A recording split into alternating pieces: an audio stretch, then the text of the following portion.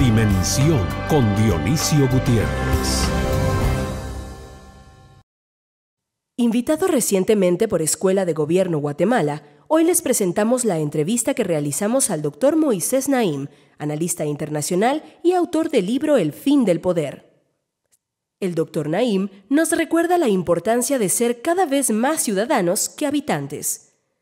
Este y otros temas de actualidad mundial y regional son abordados en esta entrevista.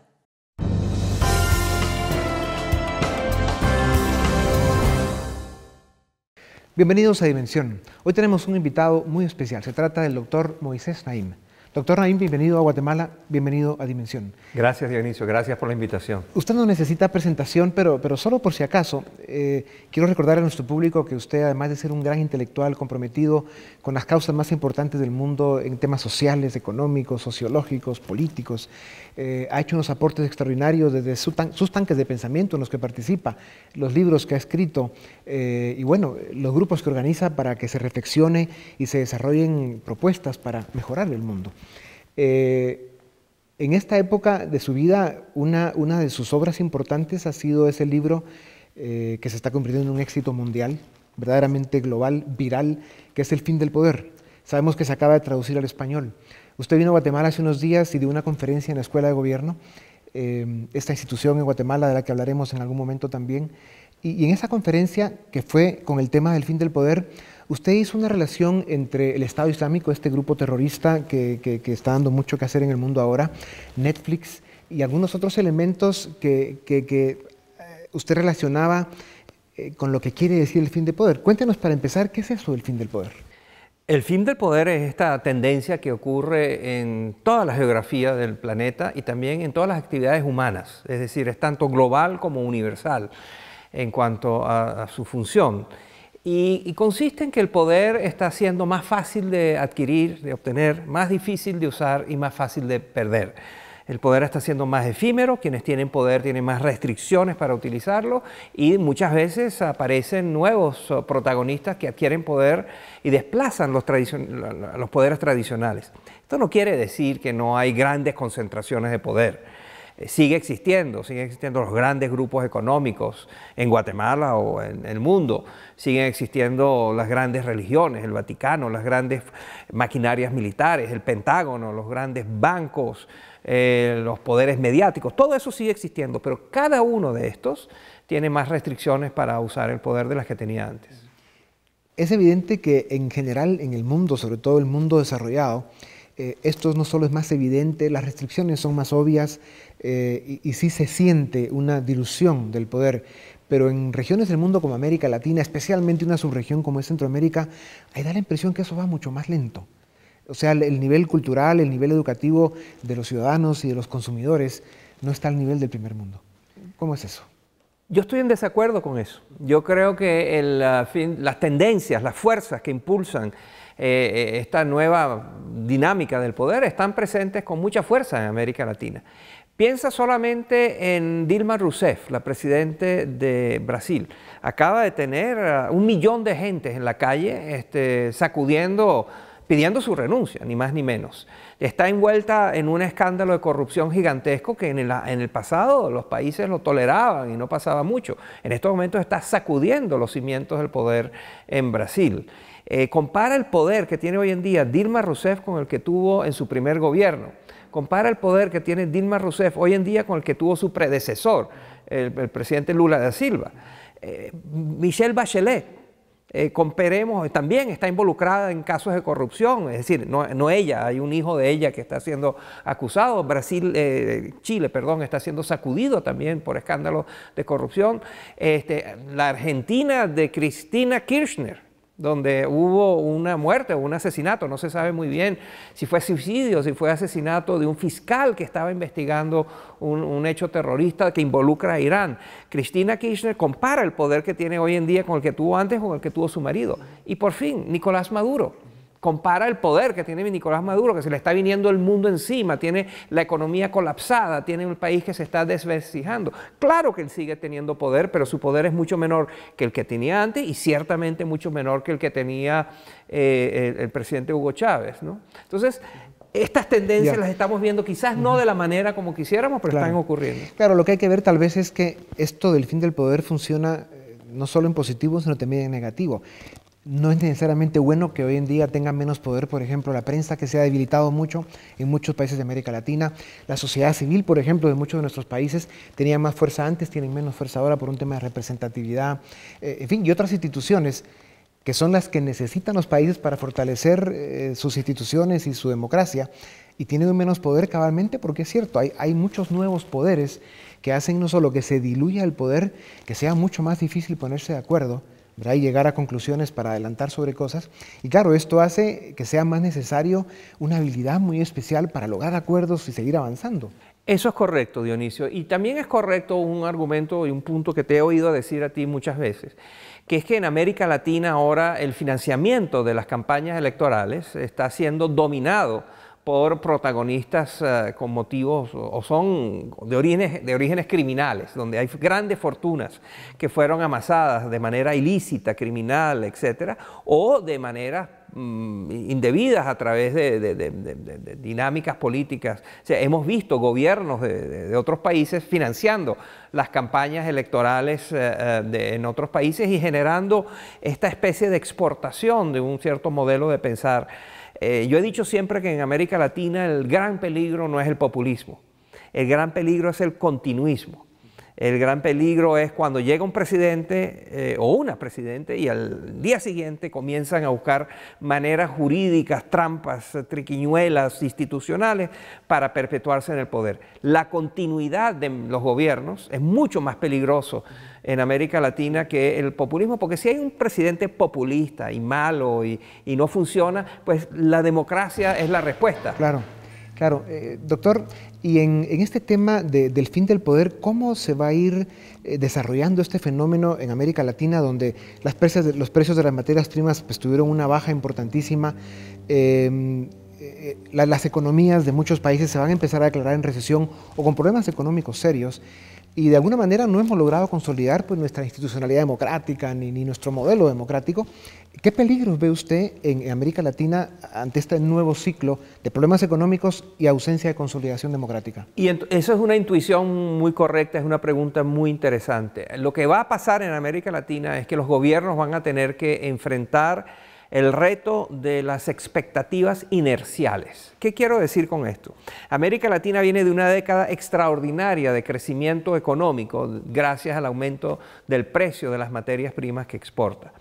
En muchos países de América Latina, ese aumento de los ingresos de las exportaciones fue canalizado hacia todo tipo de expansión de la política monetaria, del gasto fiscal y de la creación de una actividad económica, pero se fue mucho en consumo. Lo que creo que los estudios que estamos descubriendo, están siendo publicados ahora, revelan que América Latina consumió este boom de ingresos que tuvo, lo gastó más en productos y en consumo que en inversión. Entonces ahora, como tú muy bien dices, estamos entrando en una etapa en que América Latina va a tener menos ingresos producto de las exportaciones. Y los gobiernos van a tener que disminuir sus gastos, disminuir el gasto público, ajustarse, etc. Y van a tener que enfrentar una nueva clase media, un nuevo grupo humano que creció en su poder adquisitivo en la última década, que ahora le van a tener que decir, ya no vas a poder seguir comprando carne 3 veces a la semana y comiendo, claro. O sea, hay problemas desde la ingesta calórica que va a tener que ser ajustada hasta la expectativa de que vas a tener automóviles y televisiones y productos Claro. de consumo. Eso lo llamo yo las expectativas inerciales. Hay nuevas expectativas y hay que estos gobiernos van a tener que explicarle a la gente que no van a poder seguir siendo. Hay otra cara a esta moneda que tiene que ver con los riesgos, las amenazas que pueden tener muchos de los países de América Latina, en que con este decaimiento económico y falta de llenar expectativas, aparezcan nuevos movimientos populistas, proyectos políticos que vengan con estos cantos de sirena y engañen a los votantes, lleguen al poder y sean más de lo mismo que estamos viendo pues, en Venezuela y otros países. Pero vamos a un corte y regresamos para hablar de eso en un momento, para seguir en Dimensión con el doctor Moisés Naim.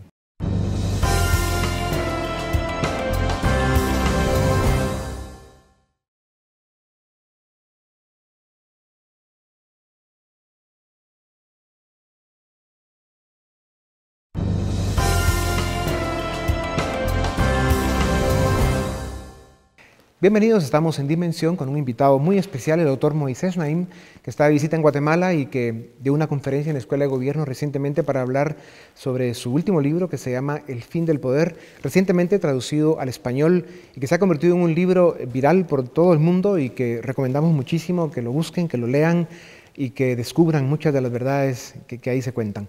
Doctor Naim, este tema de los peligros por el decaimiento económico en América Latina, de que sea aprovechado por movimientos populistas, autocráticos, autoritarios, que puedan realmente retroceder en los países que han habido ya algunos avances políticos, democráticos importantes.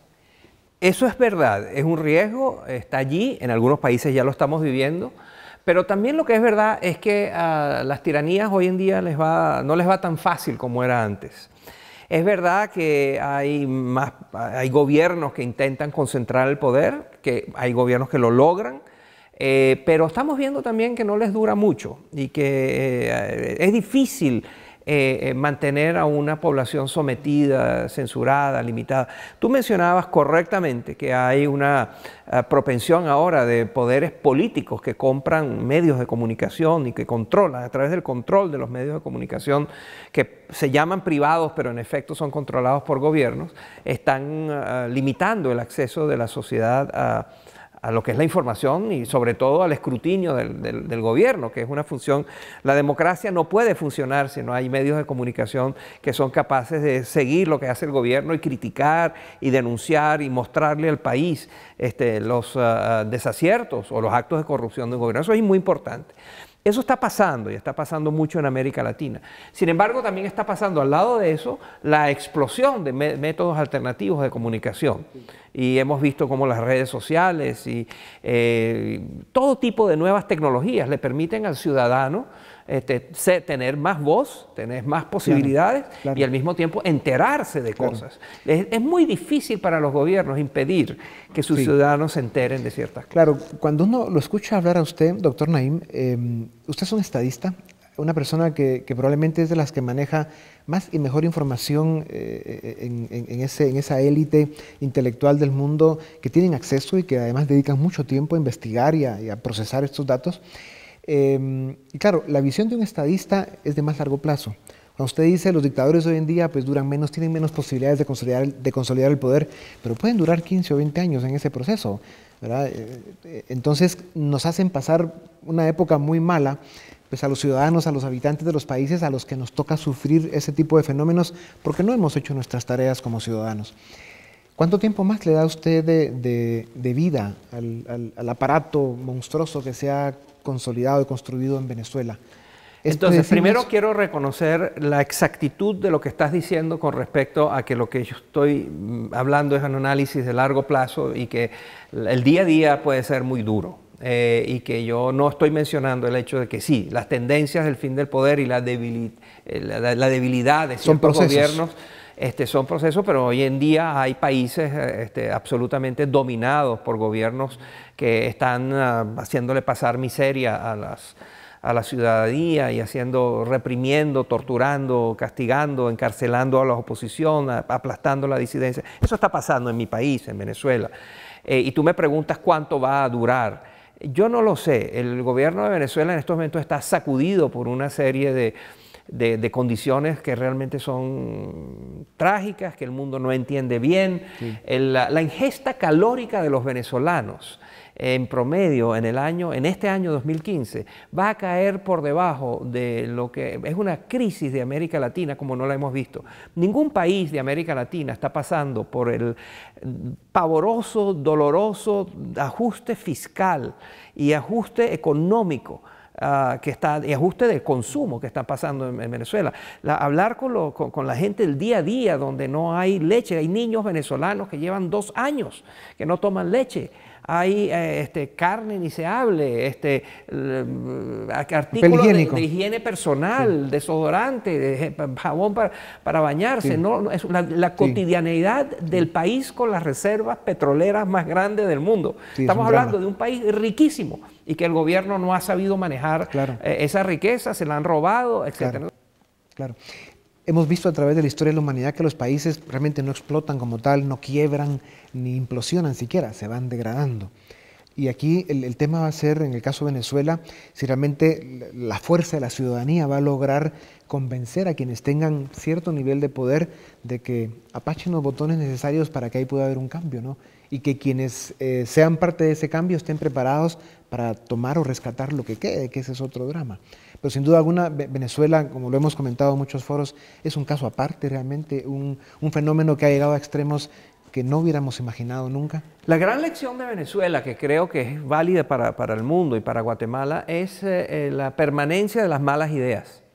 ¿Cómo es posible que ideas que han sido probadas una y otra vez, cuyos resultados los tenemos a la vista, hemos visto cómo los países que utilizan estas malas ideas, que tanto entusiasmaron al presidente Chávez, que el presidente Maduro repite, y que otros presidentes de América Latina también se hacen eco, esas ideas han sido probadas? Esas ideas de cómo manejar el país, de cuál tiene que ser el rol del gobierno, cómo funcionar, son ideas probadas y fracasadas. Usted habla de ideas zombies. Y yo hablo de ideas zombies. El zombie, como sabemos, son estas películas donde hay películas de ciencia ficción, sí, donde hay estos monstruos que están muertos, pero parecen vivos.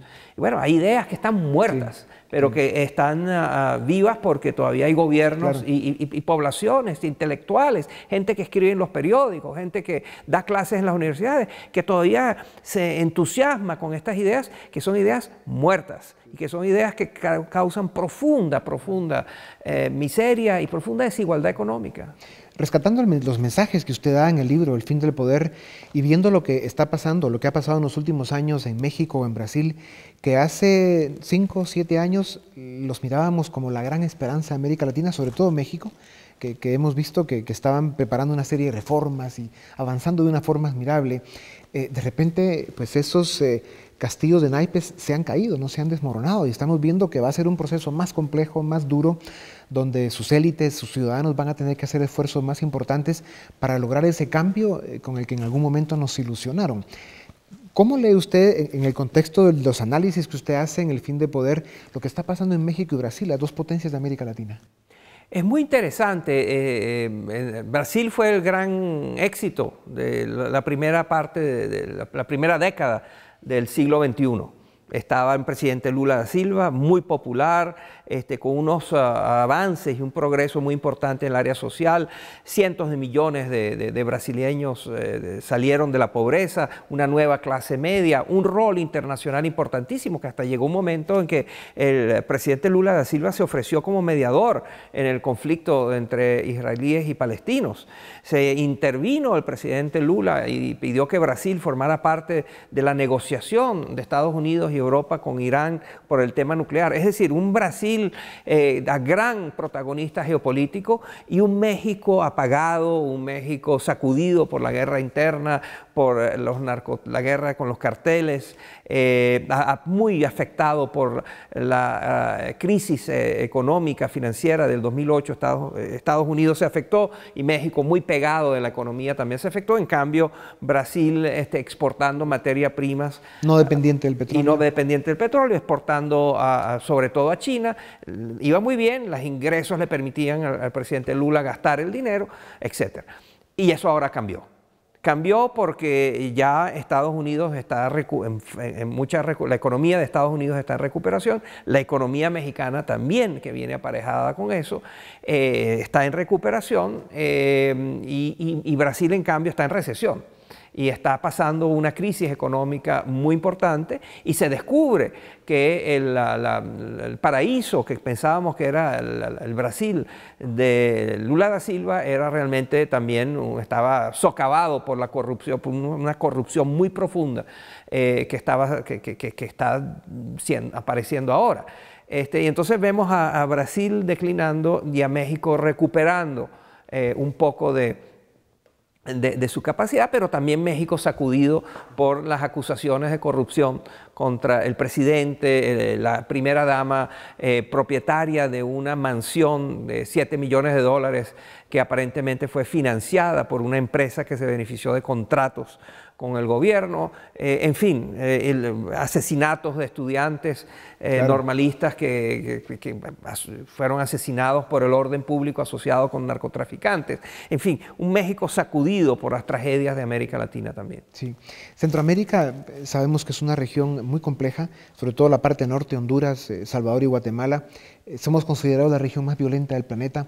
Nuestros datos sociales, el crecimiento económico, realmente son vergonzosos, porque eso es lo que son. ¿Qué pasa con Centroamérica? También viéndola dentro de ese contexto del fin del poder, cómo unos grupos van, digamos, avanzando en sus posiciones de poder y otros se van debilitando y no necesariamente se están ganando las batallas, digamos, las instituciones que son en todo caso las posibles salvadoras de estos países. No hay una respuesta simple a lo que está pasando en Centroamérica y cada país además tiene sus propias circunstancias. El Salvador es diferente de Guatemala, Nicaragua, Costa Rica, Honduras, etc. Cada uno tiene sus propias maneras de ser infeliz y de no haber podido encontrar una manera de crecer que sea más igualitaria y sacar a la gente de la pobreza. Yo cada vez que vengo a Guatemala insisto en el tema que a mí me deja perplejo, que es el tema de la desnutrición, la coexistencia pacífica que tienen los líderes en Guatemala, los líderes del gobierno, los líderes del sector privado, de las universidades, de la iglesia, la coexistencia pacífica con los niveles de desnutrición que hay en Guatemala, de desnutrición infantil. Ese es un problema que el mundo ha resuelto. Se sabe cómo se soluciona eso y se conoce bien cuáles son las devastadoras consecuencias de que los niños en su primera etapa de vida no tengan suficiente, no estén bien nutridos. Y sin embargo, en Guatemala ha habido progresos, pero todavía uno siente que no han entendido que este problema debe ser una prioridad nacional. Entonces, en general en América Latina, creo, y en general en América Latina, pero en Centroamérica uno podría decir que lo que uno detecta es hay demasiados hay habitantes y no suficientes ciudadanos. Hay una diferencia entre esas dos cosas que creo que es importante. Vamos a publicidad y volvemos en un momento para seguir con el doctor Naim en Dimensión.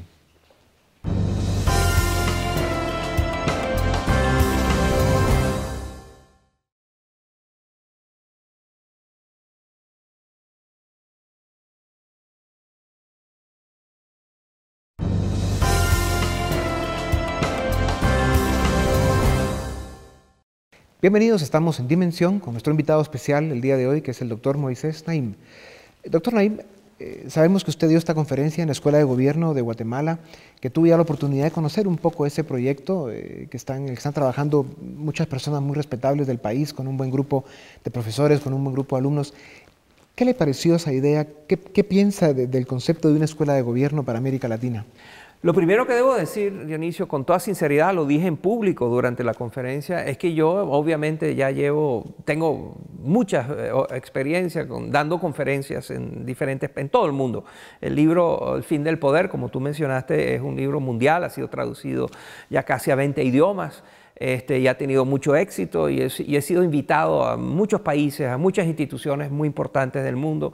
Y yo quiero decir, y lo dije en público y no es halago fácil, es que la conferencia en la Escuela de Gobierno, el panel que me hizo las preguntas y las preguntas del público, están entre las mejores del mundo.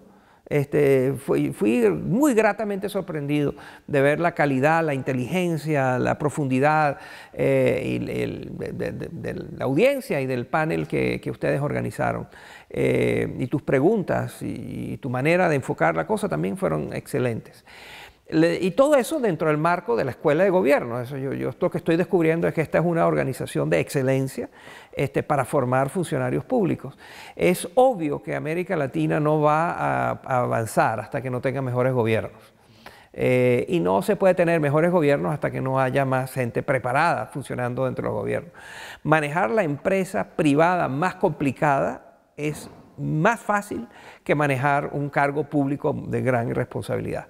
El funcionario público tiene restricciones de todo tipo, tiene limitaciones, tiene todo tipo de dificultades y al mismo tiempo tiene todo tipo de expectativas que satisfacer.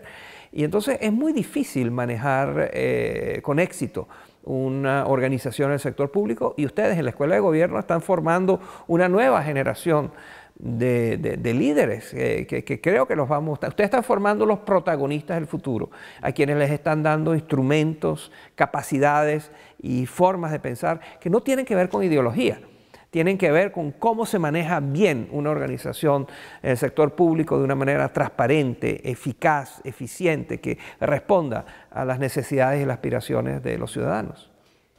Hace algún tiempo, doctor Naim, usted mencionaba que la economía del mundo sigue complicada. Los dos países que están dando algunas señales de recuperación son Estados Unidos e Inglaterra, un poco más despacio. Europa sigue muy complicada, China con una desaceleración económica importante, el Medio Oriente muy enredado y América Latina en este impasse de sus materias primas con bajos precios y que vamos a ver cómo salimos de este ciclo. ¿Cómo ve al mundo en los próximos 5, 7, 10 años? ¿Cómo se van a resolver todavía estas crisis que estamos viviendo en la parte económica y sobre todo el tema de Europa que sigue preocupando mucho? Todo eso es correcto, el mundo está funcionando con varios pistones del motor que no están funcionando. Como tú dices, Estados Unidos está muy bien, hay una expansión importante, hay una revolución energética, hay una revolución manufacturera en Estados Unidos, y otros países y otras regiones están más lentos. También está lleno de conflictos geopolíticos. Estamos viendo lo que está pasando con Rusia y Ucrania, estamos viendo lo que está pasando en el Medio Oriente, estamos viendo lo que está pasando en China y sus fricciones con sus vecinos, con Japón, con Corea, con Vietnam.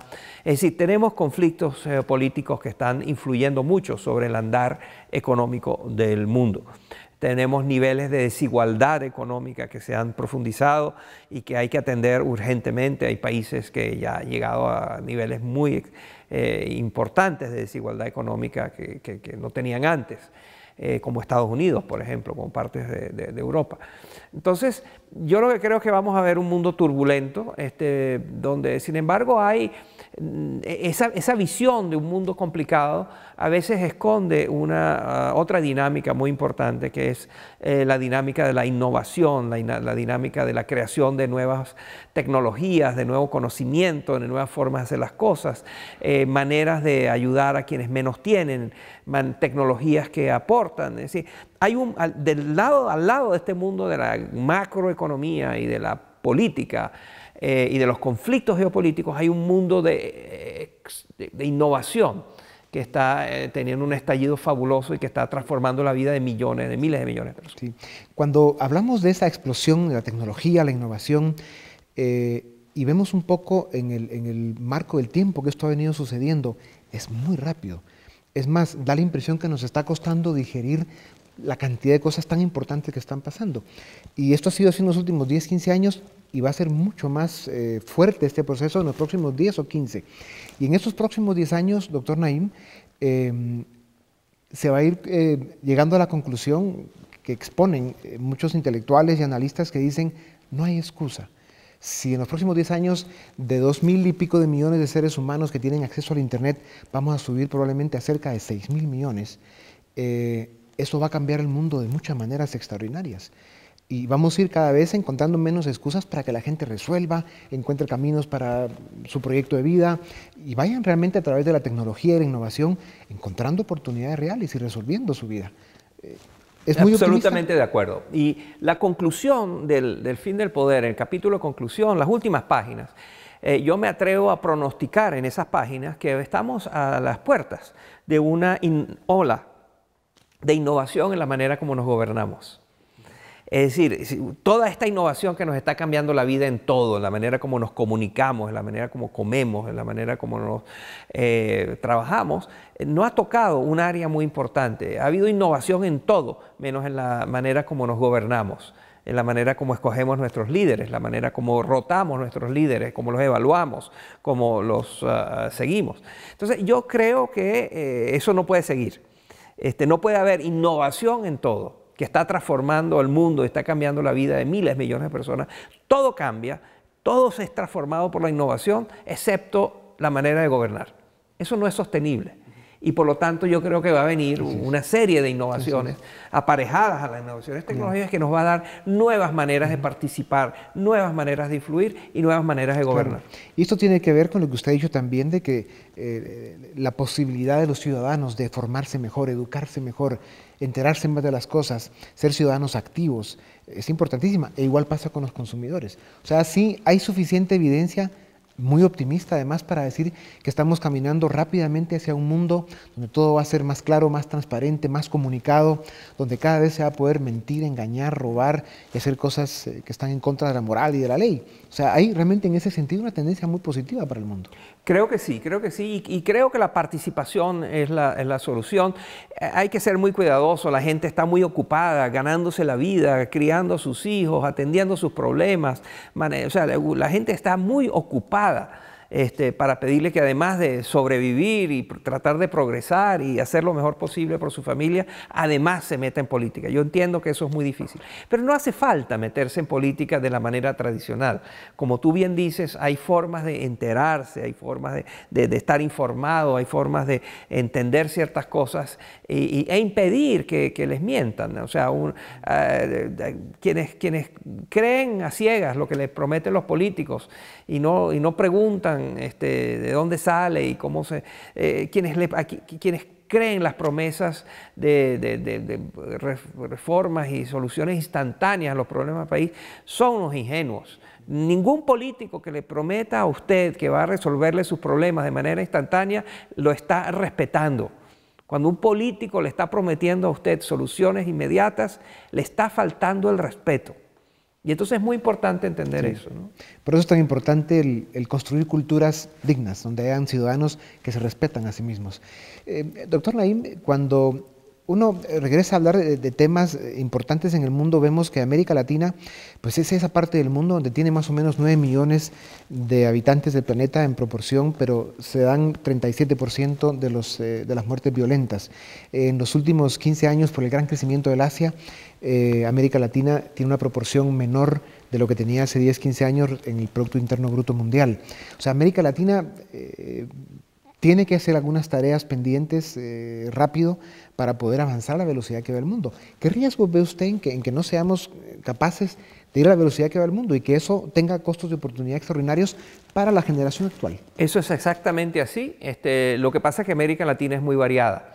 Entonces no va a ser uniforme el progreso de América Latina o la capacidad de América Latina de integrarse de aprovechar las oportunidades que está ofreciendo el mundo. Unos países lo van a lograr más que otros.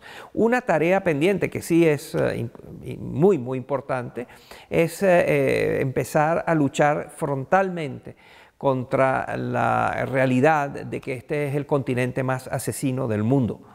O sea, no hay ninguna región del mundo donde los ciudadanos, la gente se mate entre sí y se asesine con más frecuencia que América Latina, y ciertamente Centroamérica, Honduras, Guatemala y Venezuela están entre los países más asesinos del mundo. Y eso hay que enfrentarlo, eso no es un trabajo del gobierno solamente, eso lo tiene que hacer la sociedad, lo tienen que hacer grupos de madres organizadas, grupos de vecinos organizados, las universidades, quienes escriben telenovelas, quienes manejan los negocios, quienes están en las iglesias. La lucha de frente para tratar de que matar deje de ser tan fácil y tan impune en América Latina y que sea tolerable es una lucha, es la primera prioridad para América Latina. Por eso, doctor Naim, es tan importante el reflexionar sobre datos que usted conoce, que incluso ha compartido. Vivimos en el planeta más joven de la historia, cerca del 50% de seres humanos de este planeta tienen 25 años o menos, América Latina en especial. Por otro lado, tenemos esta gran oportunidad de la innovación y el desarrollo de la tecnología. Lo que falta es el compromiso, el liderazgo y el sacrificio realmente que hay que pagar como costo por subirse en esta ola, en este tren de oportunidades que el mundo está presentando, y que para poder acelerar nuestros procesos de superación y de alcance de bienestar, pues va a haber que pagar esos costos y ponerse a trabajar un poco más.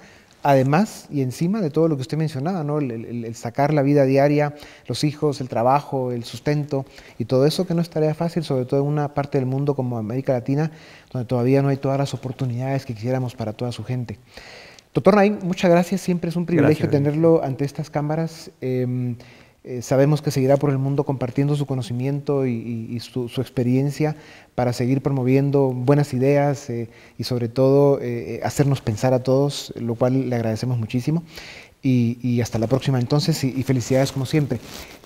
Y a ustedes los dejamos para nuestro segmento final en el que queremos compartir con ustedes un material especial. Nos vemos hasta la próxima y los dejamos también después del segmento final con Dimensión Redes.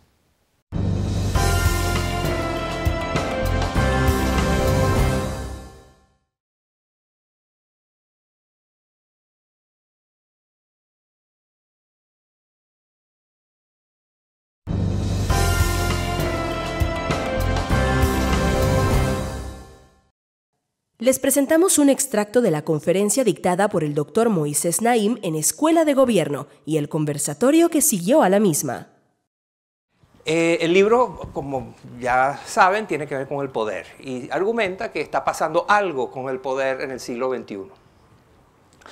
Y ese algo, como ya fue dicho, es que el poder se ha hecho más fácil de obtener, más difícil de usar y más fácil de perder.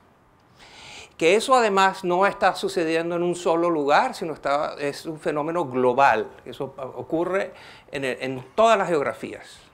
¿Por qué el poder en el siglo XXI está resultando más fácil de obtener, difícil de usar y fácil de perder?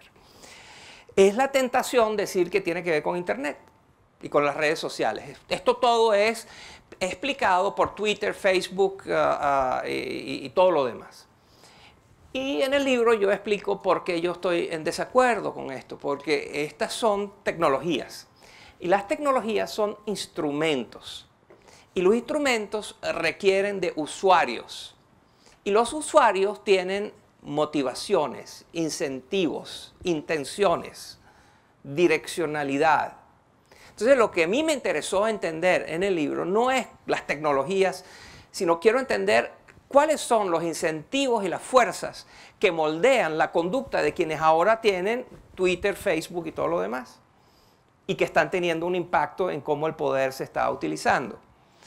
Allí hay una larga lista de factores, pero esencialmente lo que yo me concentré es en entender qué es lo que está debilitando las barreras que históricamente han protegido a los poderosos. Y encontré que hay una larguísima lista de factores, que los agrupé en tres grupos, en tres categorías, que llamé revoluciones. La primera la llamé la revolución del más, la segunda de la movilidad y la tercera de la mentalidad. La revolución del más simplemente trata de captar el hecho que vivimos en un mundo de abundancia, de proliferación de todo. Pero no solo tenemos más de todo, sino que ese más se mueve más, y es la revolución de la movilidad. La gente se mueve más, hay más inmigrantes que nunca, hay más gente que nunca viviendo en otros países distintos a los que nació. Hay más comunicación, hay más comercio, hay más movilidad de todo, todo se mueve el dinero y los productos y la gente y la tecnología y los partidos políticos y los terroristas y las religiones y las filantropías y las universidades, todo se mueve más. Y el poder necesita audiencias cautivas. Si no tiene audiencias cautivas, es muy difícil ejercer el poder sobre un grupo que dice, no me gusta cómo está ejerciendo el poder, me voy. Y la revolución de la movilidad está contribuyendo a eso. Y finalmente está la revolución de la mentalidad, que es que todas estas cosas están haciendo que haya aspiraciones, valores, expectativas muy diferentes. La Universidad de Michigan publica desde hace 50 años una cosa que se llama The World Values Survey, la encuesta de valores humanos, donde le pregunta a una muestra que capta el 80% de la humanidad, les pregunta sobre sus valores. Es impresionante ver qué respondía la gente hace tan solo 10 años y qué responde hoy en día. Pareciera que estuvieran encuestando dos planetas diferentes. Y entonces la revolución del más abruma las barreras que defienden a los poderosos. La revolución de la movilidad permite a los rivales y a los sujetos del poder darle la vuelta y escapar al poder de quien lo tiene. Y la revolución de la mentalidad está carcomiendo y debilitando y haciendo mucho más frágiles los escudos que protegían y que protegen a los poderosos. Ustedes ponen todas estas tres revoluciones juntas, las sacuden y terminan en un mundo donde el poder es más fácil de obtener, difícil de usar y fácil de perder.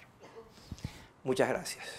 Yo tal vez con la intención de tropicalizar un poco ese tema del fin del poder y llevándolo a la política, que estoy seguro que es el tema que más nos preocupa a todos los que estamos acá presentes, porque por muchas razones no funciona en Guatemala, con algunos países del vecindario.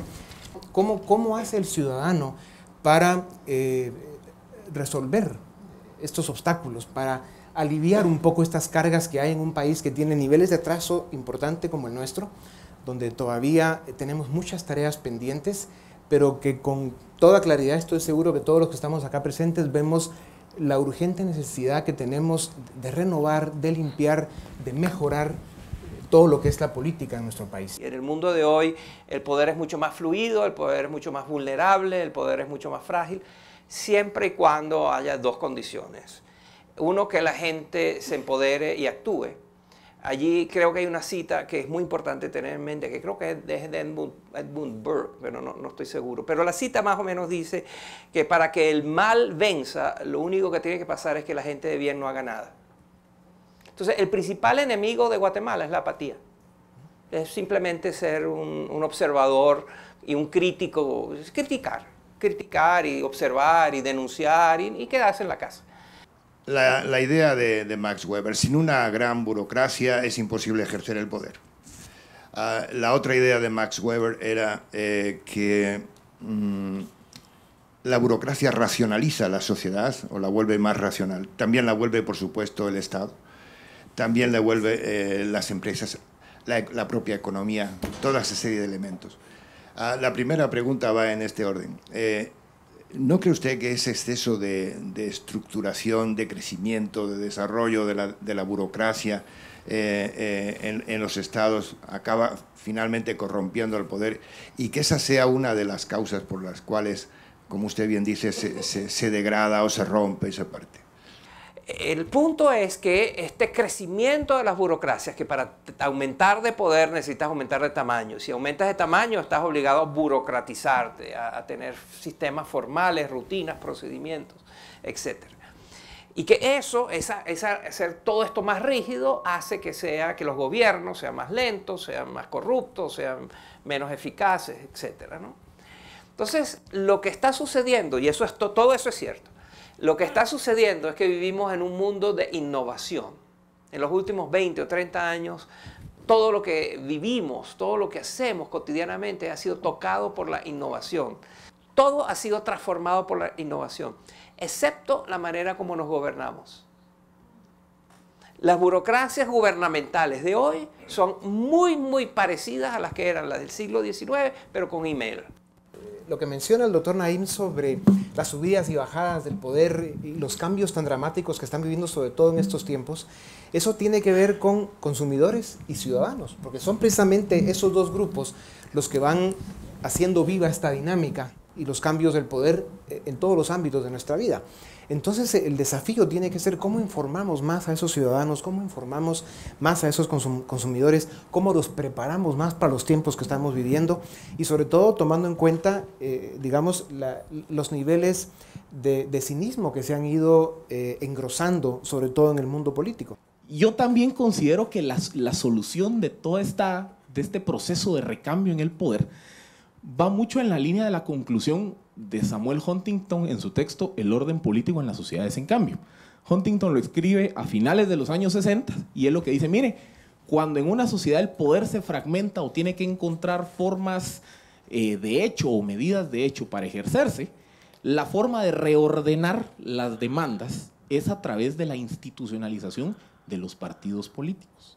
Entonces, la forma como nosotros podemos combatir esa dispersión de poder, esa apatía, ese cinismo que hay del guatemalteco hacia su sistema político es rescatando el sistema de partidos. Porque sin partidos representativos, con finanzas transparentes, con una idea, con una lógica ideológica hacia dónde quiere ir, los guatemaltecos empiezan a caer presa de ese movimiento apolítico. Sin ir tan lejos, vean hoy en redes sociales la cantidad de movimientos que están llamando al voto nulo en estas elecciones. Ahí hay otro ejemplo de esa antipatía política que menciona el doctor Naim en su texto.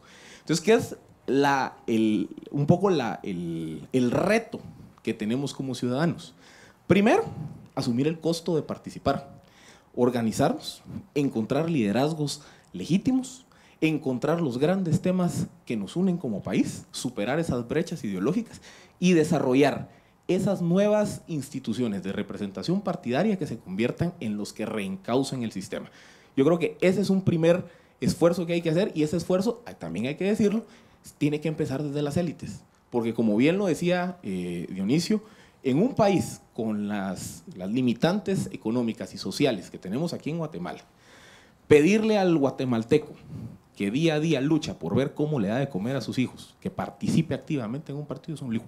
Entonces, la responsabilidad está en aquellos actores de clase media, en aquellos actores que pueden organizarse y pueden tener participación política, en reencauzar el modelo del mundo de partidos políticos. Creo que el problema de América Latina, y en Guatemala creo que es muy evidente, es que hay demasiados habitantes y pocos ciudadanos.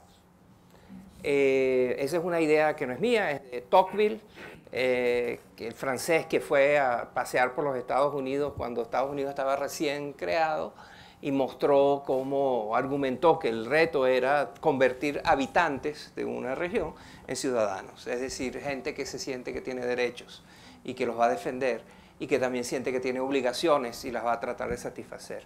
La tercera revolución, sin embargo, es una revolución de la que yo no estoy totalmente seguro, la revolución de las mentalidades. ¿Por qué le digo esto? Porque la mentalidad, efectivamente, la mentalidad de la gente está cambiando, tendría que estar cambiando en el caso nuestro, por ejemplo, de Guatemala, de la premodernidad a la modernidad. Y yo no estoy tan seguro que estemos cambiando hacia la modernidad, como tampoco lo estoy, y esa sí es mi pregunta concreta, respecto a lo que usted reiteradamente en su libro habla y menciona de la famosa primavera árabe. Yo creo que la primavera árabe es un ejemplo opuesto a esa transformación de la mentalidad, que todo lo que finalmente constatamos es que no hubo una transformación en todos los países en donde se produjeron estas rebeliones y estos levantamientos populares. No estoy seguro, eso sería digno de conversarlo más, yo no estoy seguro que eso es una cosa lineal y que después de la premodernidad viene la modernidad. O sea, que es una cosa que son dos etapas claramente diferenciadas, y que después cae una y aparece otra. Eso no ocurre así, ¿verdad? Eso debe tener todo tipo de una trayectoria sinuosa, impredecible, diferente, influida por cultura, historia, economía, etcétera, ¿no? Y lo de la primavera árabe, yo creo que era un error pensar que lo que venía después de los dictadores derrocados era la democracia o era la estabilidad. Bueno, no debería sorprendernos que después que caen estos gobiernos lo que viene es la anarquía. Muchas gracias, doctor. Con esto damos terminada la parte de la mesa de diálogo que tuvimos por acá.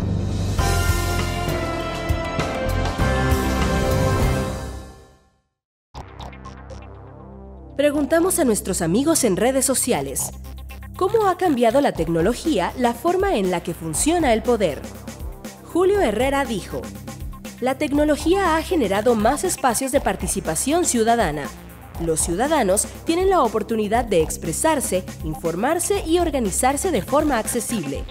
Más guatemaltecos nos expresamos e informamos de lo que ocurre en el país buscando transparentar los procesos políticos.